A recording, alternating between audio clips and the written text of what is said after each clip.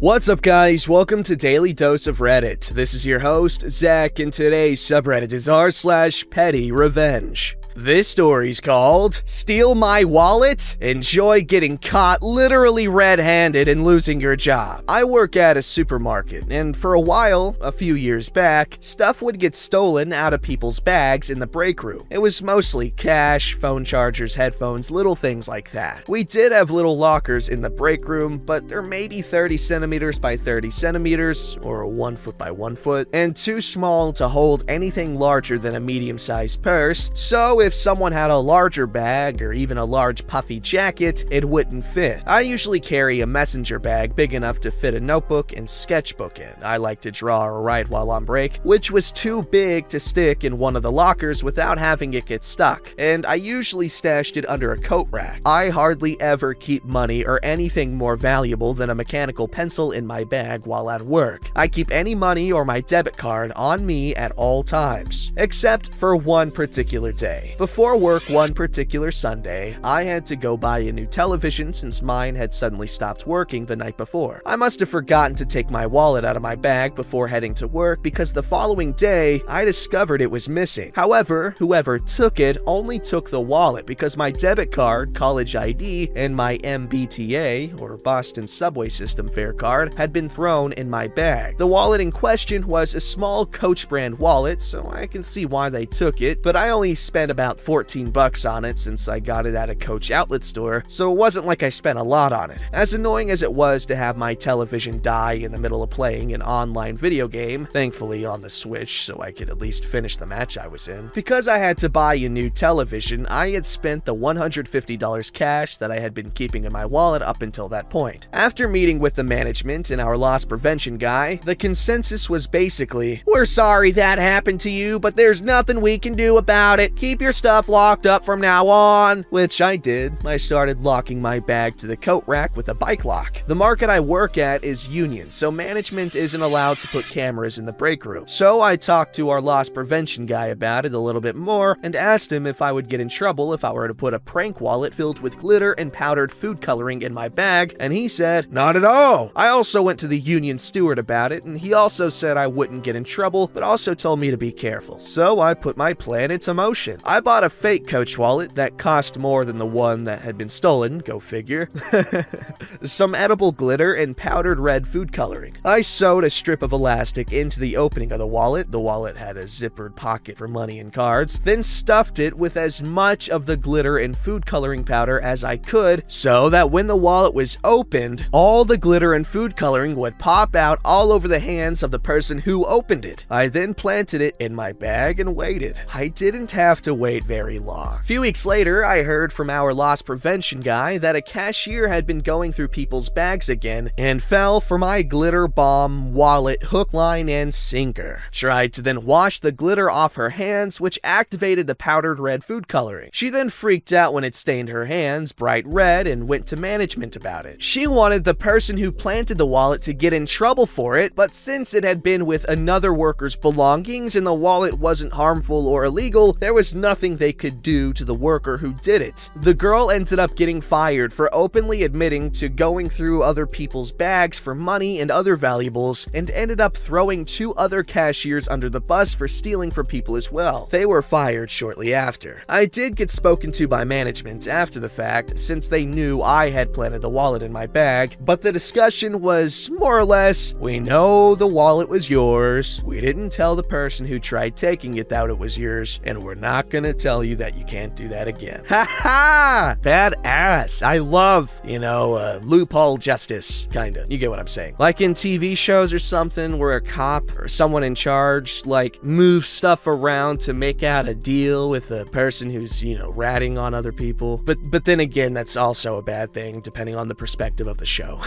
Alright, this story's called Pink Karen on Skis Tries to Intentionally Cause an Accident and Goes Insane, so I make her lose part of her equipment. Translated, so sorry if some things sound slightly off. Also on mobile, my apologies for formatted, slightly edited, cross-post from r/entitled parents. This happened roughly 2 years ago. Background info. I grew up in the mountains. Was 4 years old when I first attempted skiing. At 11, I started snowboarding. I love both of those sports and have spent a lot of time practicing. I'm not really telling you this to brag, but I feel like I should clarify that I know exactly what I'm doing, even though I do go fast. It all happened on a beautiful sunny morning. It had snowed the night before, roughly 60 centimeters, 25 inches, fresh snow, amazing powdery snow. Naturally, I got up early with 2 friends to go off-piste. All 3 of us were on snowboards. Ski lifts were already running, so there were some people on the slopes. We went off-piste a few times with no issues whatsoever, but of course, we had to get back to the slope system at some point to reach the station at the bottom of the lift to go back up again. This is where I encountered the Karen. We were still in the deep snow. The slope we wanted to get on was long, flat, and rather narrow. Due to the fresh snow and also a height difference that always is there, we had to jump down roughly 1.5 meters or 60 inches to get on the piste. No big deal, especially because the snow was so soft that even if I fell, I likely wouldn't get hurt. My friends went first, jumped down and crossed the piste to go off-piste again to take a faster and steeper way to the lift. I waited until both of them were already in the deep snow to make sure I wouldn't hurt them if anything went wrong. Then I checked if anybody else was near, and after seeing I had more than enough space, I jumped, and then I heard a scream. I thought an accident had happened. I'm a goofy, right foot in front, so I was able to see downhill where no accident had happened. I know my 2 male friends off-piste couldn't have screamed so high-pitched. Therefore, I did a sharp turn, also slowing down a lot, allowing me to look uphill to see if someone needed help. Instead of an accident, I saw a woman in a pink onesie yelling like a banshee and skiing towards me really fast. You know how some people go way faster than they can handle? She was obviously one of them. She held her sticks so that they were almost parallel to the ground. She had her legs really far apart, which I guess helped her as her ski wiggled so hard they would have hit each other and made her fall if she had her legs like any normal person on a ski. I was a bit amazed at her not having fallen yet and very confused at what was even happening. After I had gotten over the initial shock of a manic Teletubby attacking me, I figured she was going to hit me if I didn't get out of her way fast. However, I had slowed down because of the scream and my front leg was facing a wall of snow. The only thing I could think of was making a small jump to gain speed and get my front foot downhill to make another turn and save myself in the deep snow. I was almost at the edge of the deep snow when I noticed she had changed her direction so that she would have hit me if I had still tried to go down there. I stopped as hard as I could. She still fell for some reason, even though definitely I didn't hit her. I just covered her in a fair amount of snow, because that's what happens when you brake hard in powdery snow. I also ended up sitting on my buttocks because I had put a lot of force in stopping, and because I attempted to duck while braking because I saw her stick almost hitting me, it still hit my head. But luckily I was wearing a helmet, so not much damage done. After that, I just sat there because, you know, I was a bit shocked. The Karen was laying a few meters down the piste and was still yelling, but I still heard my friend calling for me, asking if I was okay. I told him I was, but had to handle something real quick. One of the advantages of being a snowboard is that you can get up immediately after you fell, unless you are injured, obviously. With skis, it's different. Once you fall, you are tangled between ski sticks, and limbs. Yeah, falling in skis is like, ooh, I don't know, man. Like, you can just, it's so easy to twist your legs and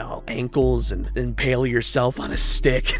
For some reason, both skis of the Karen were still on her feet. Bad idea for someone who is obviously a beginner. Thinking she had just lost control and didn't have any bad intentions, I went to help and check on her. As I was approaching her, she hit me with her stick. Luckily, it just went against my boot, so it didn't hurt, but I definitely didn't want to get near her after that. I didn't just want to leave either, just in case she was injured, so I awkwardly kneeled in a safe distance waiting for her to get up. Some of you may have noticed that her kid hasn't made an appearance yet. That's because the kid was much more sane than his mother. He just drove as fast as he could while still being in control, which is great. I wish more people were like that. However, he then slowly approached me and his mother, crying because she had left him alone. The Karen, who at this point had sorted her limbs to a point of sitting normally, the way you do when you get up after a fall, yelled at him to shut up, which of course made him cry even more. Then the following dialogue ensued, with the poor kid kid constantly crying in the background. It's all because of you! You almost killed my son! Excuse me? What are you talking about? You are freaking insane! You just jumped from there, and you almost jumped on my son! You were all the way up there. If I hadn't stopped because of your scream, I wouldn't even be on the piste anymore. No, it's all your fault, you freaking snowboarder! You snowboarders are awful! So ruthless, it's like you don't even have souls anymore! How'd you get those fancy snowboards? How did you sell your souls to Satan? Because that's what it seems like. You are so mean and heartless. I cannot believe people like you aren't even allowed on this freaking ski resort. I pay good money here, and little freaking poopy head over there, my son, is really scared, and it's all your fault, snowboarder. Yeah, whatever. I'll leave you alone then. No, you stay here, intellectually disabled N-word whore. Hard R, and I'm Caucasian. No, you're incredibly rude, and I don't— Shut the hell up and give me a ski pass. You don't deserve it. Give it to my son. I decide this is pointless and get up to go to my friends by going down the piste a few meters to gain speed, then going off in the deep snow. However, that didn't quite work. I was barely up as I feel something hitting my side, causing me to fall, mainly from shock, I guess. Turns out, she had thrown her stick at me. What the hell? She continues to scream about me having to give her my pass. Fortunately, I was finally at the edge of the piste, so I just crawled the last meter, turned so my board was in the deep snow, and rode off. It was pretty steep where I went down, so I knew she couldn't follow me. And the best part, I didn't feel like returning the stick she threw at me, so I just took it with me for a few meters and then left it in the middle of the mountainside. The stick was still there several days later. My man! I used to go skiing all the time when I was a little kid, at Monarch. It was really fun. I've witnessed some really funny accidents. I'm sure some of you guys have heard that one story.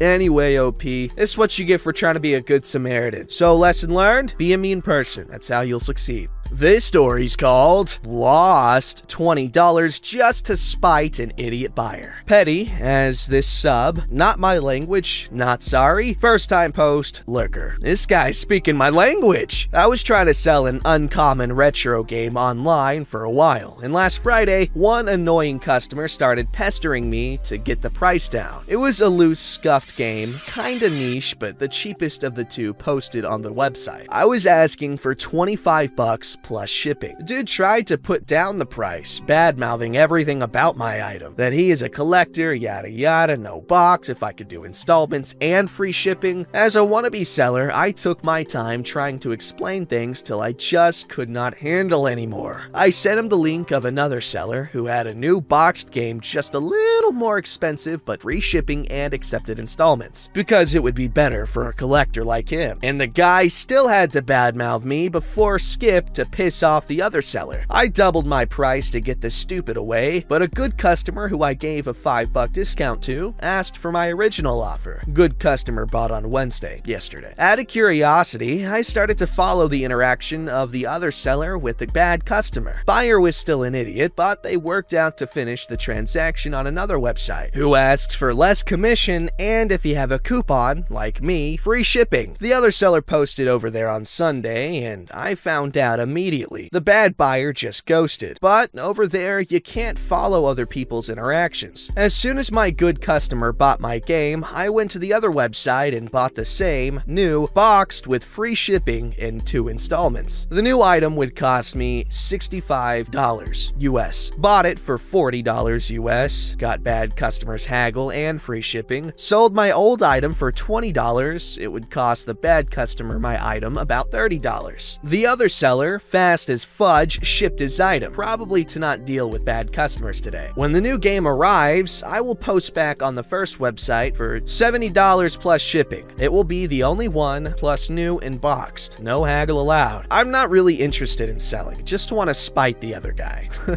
Nice. I wonder what game it was. Is it a retro game? And if it is, for what system? Man, you gotta give these details, dog. I love retro games. Metal Jesus rocks if you like retro gaming. gaming. Check him out, Modern Vintage Gamer. He's more techie-oriented and technology stuff, but still video games nonetheless. 2 channels you gotta check out. This story's called, If a 5-year-old Needs to Pee, He Will. This is an old one, but I still love 5-year-old me for doing it. It was 1985. I was a quiet, shy 5-year-old boy living in the UK. It was break time at my small school. All us children were outside in the yard. I wanted to go to the toilet. I approached the on-duty teacher and asked, on-duty? I approached the on-duty teacher and asked if I could use the toilets. She said no. For some reason, I like to think my evil streak had started to kick in. I climbed the perimeter wall, stood triumphantly looking down on her, pulled down my trousers, and let go. I still remember the look of shock on her face, now along with pee. I also remember my punishment being locked in a toilet cubicle for the rest of the day. Did you pee on her? I'm confused as to what. Did you pee near her or on her? Because I don't know.